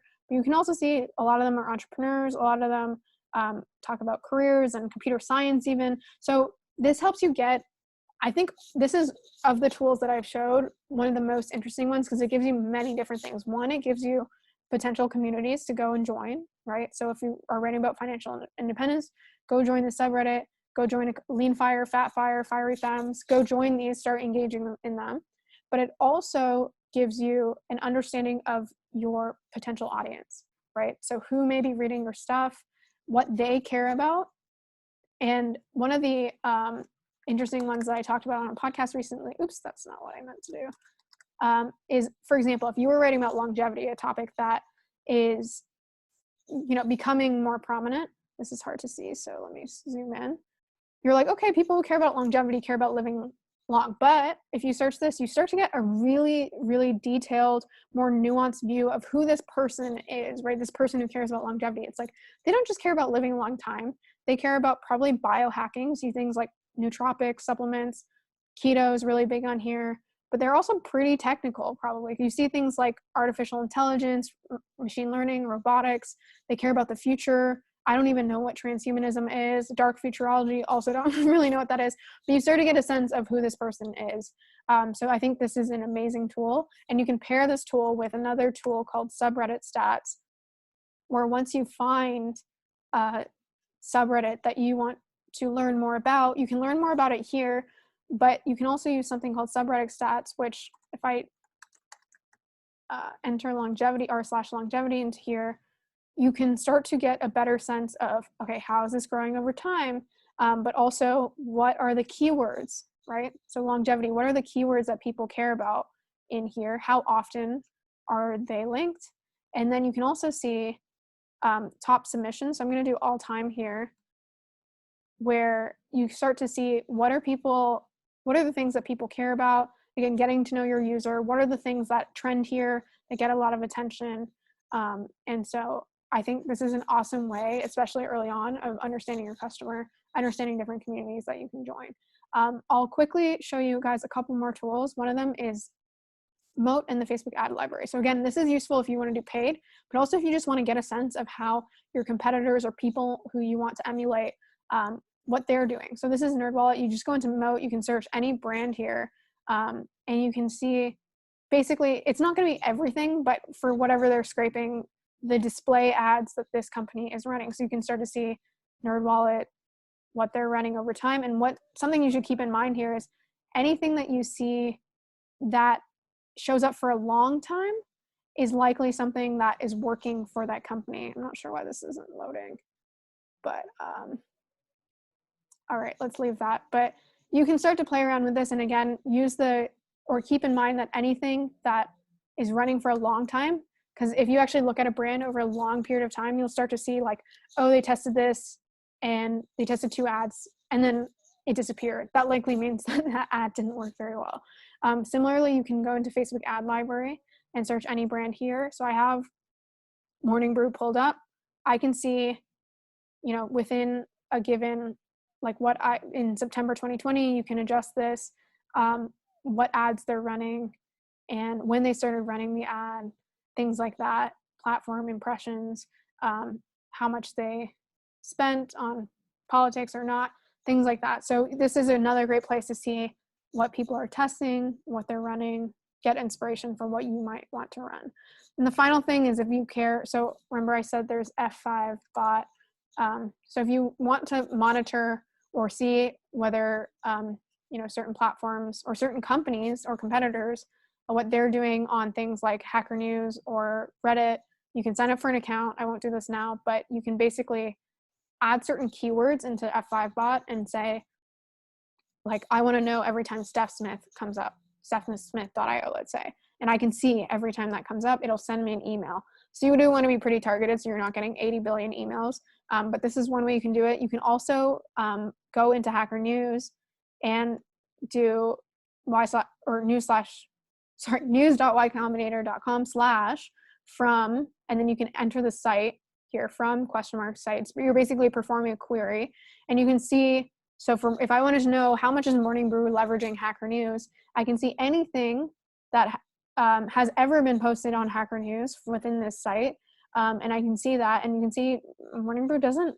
really post on Hacker News very much, and you can also see who's posting it. So for example, I can do the same for The Hustle, where, actually The Hustle, this isn't necessarily The Hustle team posting it, but you can see tons of different posts here. You can see how often they're making the front page based on, the number of upvotes versus the ones that just have 1 to 5. And then you can see an example of Cloudflare. Remember, we talked about B2B. This is a company that it's a complete B2B company, but has managed to actually leverage Hacker News pretty well, where you can see similar to, actually, if I just go back, something I want to call out specifically. So if I go to The Hustle, you can see how much, or get a sense of how much a site is being posted on Hacker News just based on vaguely a timeline. So for example, I just went here, the timeline, or for like the first page of 30 or so posts lasts 3 months, right? So you get a sense that within 3 months around, The Hustle gets posted here around 30 times. Now, if I go to Cloudflare, same thing, look at this, 30 times or so within the last 9 days. So something that Cloudflare is doing is working really well, where again, if you look at the names here, it does seem like Jay Graham posts a lot. He probably works there. But there's a lot of people here who are posting their stuff. And the same thing is true if you continue down. And if you notice that a lot of their stuff does make it to the front page, 209 points, 45 points. And so anyway, this is just a way, again, for if you want to know what your competitors are doing, if you want to emulate a brand, you can use a suite of many of these tools. Check what their what ads they're running, check how often they're posting on something like Hacker News. If they are posting on Hacker News, what's working there? You can use the subreddit tool to find new communities. You can use SimilarWeb or Ghostery to see what types of scripts they're running or where they're getting traffic from. And so there's tons of different ways, instead of you shooting in the dark and being like, oh, well, I think I should just post on Twitter. That's fine. But if you have certain brands that you want to emulate, this is a really easy way for you to kind of get a shortcut that you can get started more quickly. So I'll pause there. I can, there's a message from Chris, really nice message from Chris. Thank you.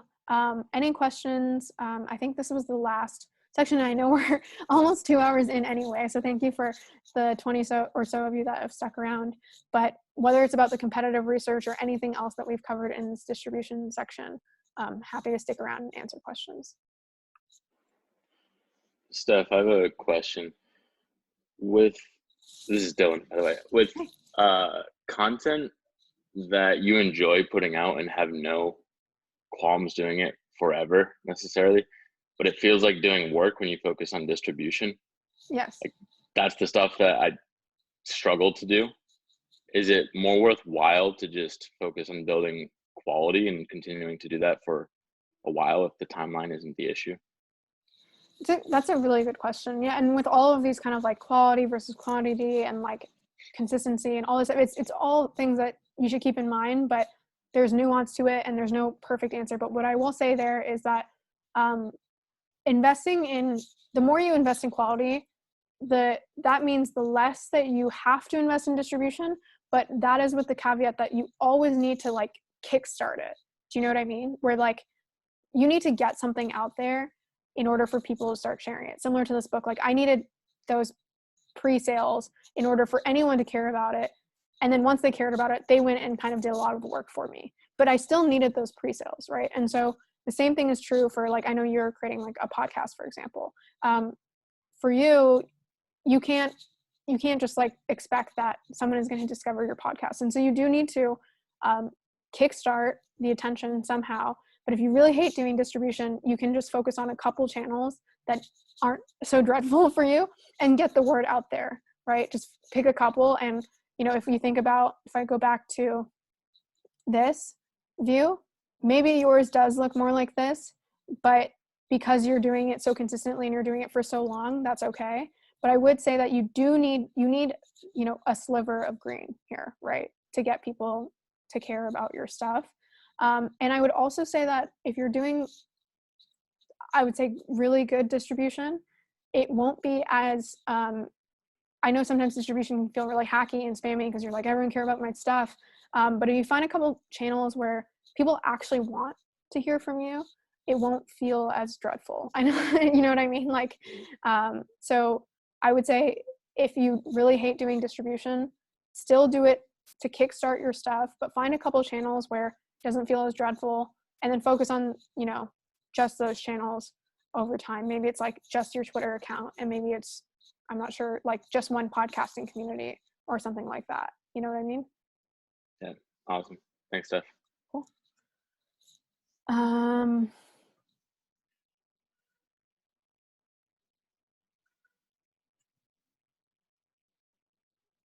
Sorry, I'm just reading the questions. Dean is asking, oh no, it wasn't a question. A lot of people saying thank you. Thanks so much for joining. I'm glad you guys found this helpful. Any other questions? If not, we can close this out with 2 minutes before the hour. As always, if you guys have any questions, you can DM me on Twitter, or you can respond to any of the emails that I send you. This will go up on YouTube. Something I want to mention that I've mentioned in the emails is that one thing that's been really fun for me is that I do this session on Thursdays and then I do another session on Fridays, and there's such good questions in both. And so I don't expect you to want to listen to a double session, but if you do go to the YouTube videos for the other session, I've marked off timestamps and you can scan, I've written out the questions. So you can scan it and see, are any of these questions relevant to me? And you might find that they are, because there's a lot of questions in both sessions. So if you do find this valuable, you might want to take a second when I send this out on Monday to check the questions in the other session. but yeah, thanks so much everyone for joining. And I guess there's no other questions. So I'll stop this, and I'll hopefully see you all next week for the SEO section. See ya. Thank you, Steph. Thanks, Bye. Steph.